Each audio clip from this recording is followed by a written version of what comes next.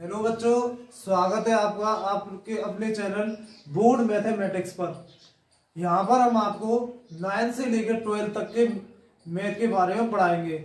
ऐसे बच्चे जो ऑनलाइन ऑफलाइन दुनिया भर में कितनी भी जगह मैथ पढ़ा है उन्होंने, परंतु उनके पढ़ने के बावजूद भी कहीं भी मैथ के बारे में अच्छे से समझ में नहीं आया। तो हम एक ऐसी नई शुरुआत करने जा रहे हैं जहां पर जो बच्चे जिनके लिए मैथ गले की हड्डी बना हुआ है, समझ में नहीं आता अच्छे से, तो जो ऐसे बच्चे जो बिल्कुल मैथ में जीरो है, बिल्कुल भी समझ में नहीं आता, उन बच्चों को भी हम यहाँ पर अच्छे ढंग से सिखाएंगे। और ये वादा है हमारा आपसे कि यहाँ पर सीखने के बाद आप, ये हमने एक हेडलाइन लगाई हुई है यहाँ पर, 0 से हीरो तक। तो यहाँ पर आप पढ़ने के बाद मैथ में अगर कदम से कदम मिलाकर चलते रहे हमारे साथ, तो मैथ में यहाँ पर आप बहुत अच्छे लेवल तक सीख पाएंगे और समझ पाएंगे। तो चलिए बच्चों, आज मैं, ये हमारी पहली क्लास है और यहाँ पर लिखा है क्लास 9। 10th में भी बहुपद का थोड़ा सा पार्ट है, परंतु आज 9th के बारे में थोड़ा सा पढ़ेंगे। तो टॉपिक है हमारा बहुपद, और इस बहुपद के बारे में ऐसा पढ़ेंगे तो मैं खुद महसूस होगा कि हमने इससे पहले कहीं इसके बारे में नहीं पढ़ा। तो देखिए, बहुपद क्या होता है? ऐसा बीजीय व्यंजक जिसके चर की घातें भिन्नात्मक व ऋणात्मक ना हो, बहुपद कहलाता है। सबसे पहली बात है, इसमें एक शब्द है, इसमें चर। चर क्या होता है, चर के बारे में समझेंगे। तो अंग्रेजी वर्णमाला के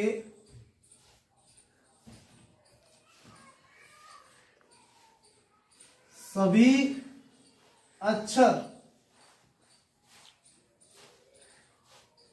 चर कहलाते हैं।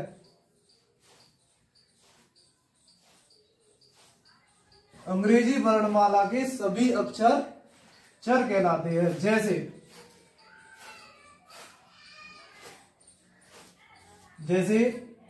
ए B C D E F dot dot dot X Y Z, यानी जितने भी अंग्रेजी के अक्षर है उन सभी अक्षरों को चर कहते हैं।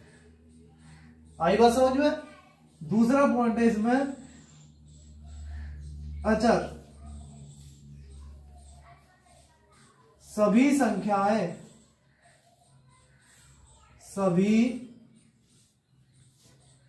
संख्याएं अचर कहलाती हैं। जैसे 1 2 3 4 5, यानी चर से हमें पता चलता है जो इंग्लिश के लेटर हैं उन सभी अक्षरों को चर कहते हैं, और जो सभी संख्याएं हैं उन सभी संख्याओं को अचर कहते हैं। ठीक है बच्चों, इतनी बात क्लियर? अब इससे आगे बढ़ते हैं। दूसरा पॉइंट आता है इसमें बीजीय व्यंजक। बीजीय व्यंजक के बारे में समझेंगे। ऐसी राशि जिसमें चर व अचर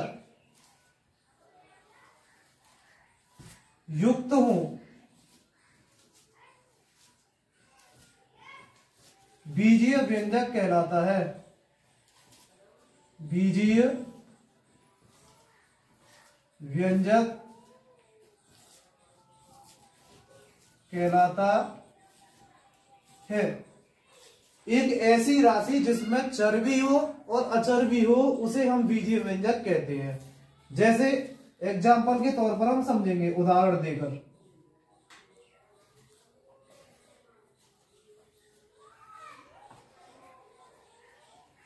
जैसे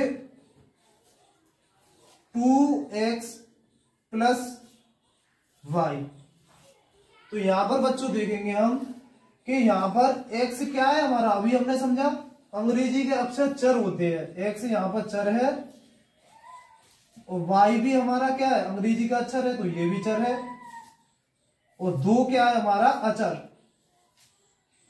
यानी यहां पर हम देखेंगे कि 2x प्लस वाई, जिसमें x चर है, y चर है और 2 अचर है, तो जिसमें चर भी है और अचर भी है, ऐसी राशि जिसमें चर हो अचर हो, चर भी है और चर x है, चर y है और अचर 2 है, तो चर और अचर से मिलकर जो राशि बनती है उसे हम बीजीय व्यंजक कहते हैं। दूसरा एग्जांपल 5x प्लस वाई। यहां पर तुम देखोगे चर क्या है हमारा, चर है x और y। अचर क्या है हमारा, अचर है हमारा 5 और 1, तो ये बीजीय व्यंजक है। अब आगे चलते हैं, बहुपद के बारे में समझना है हमें। ऐसा बीजीय व्यंजक जिसकी चर की घातें भिन्नात्मक और ऋणात्मक ना हो बहुपद कहलाता है। तो देखिए प्यारे बच्चों, इसे अच्छे से समझेंगे। सबसे पहले हमने यहां पर बहुपद एग्जांपल लिखते हैं, बहुपद के उदाहरण। नंबर 1 हमने लिखा है यहां पर x⁴ प्लस 5x प्लस 4। यहां पर देखेंगे हम ऐसा बीजीय व्यंजक। सबसे पहले बीजीय व्यंजक, बीजीय व्यंजक क्या होता है, जिसमें चर भी हो अचर भी हो, ऐसी राशि जिसमें चर हो अचर हो।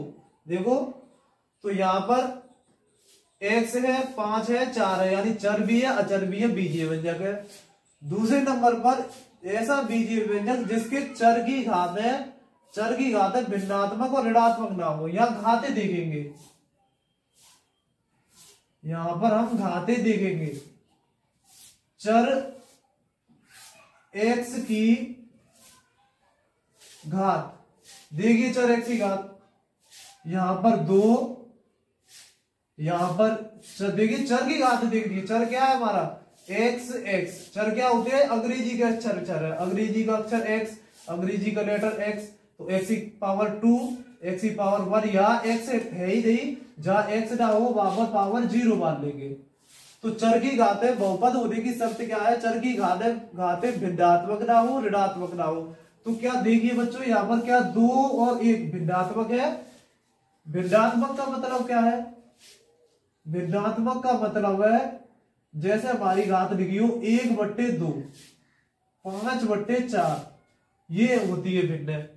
6/8, 2/9, तो हमारी घात देखो भिन्न के रूप में नहीं है। क्या हमारी घात ऋणात्मक है, हमारी घात ऋणात्मक भी नहीं है, यानी तो ये बहुपद है, बहुपद है। दूसरा एग्जांपल देखते हैं, जैसे x⁴ प्लस 5x प्लस 1। तो बहुपद होने की शर्त क्या होती है, चर की घातें देखी जाती है। तो यहां देखेंगे चर x की घातें, देखिए चर x की घात कितनी है 1/2, यहां पर 1/2 या x की घात 1 या कोई घात नहीं है तो 0।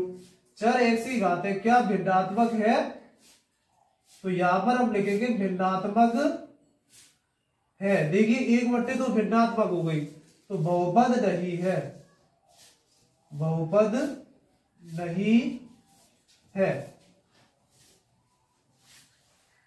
और एग्जांपल देखते हैं, जैसे हमने लिखा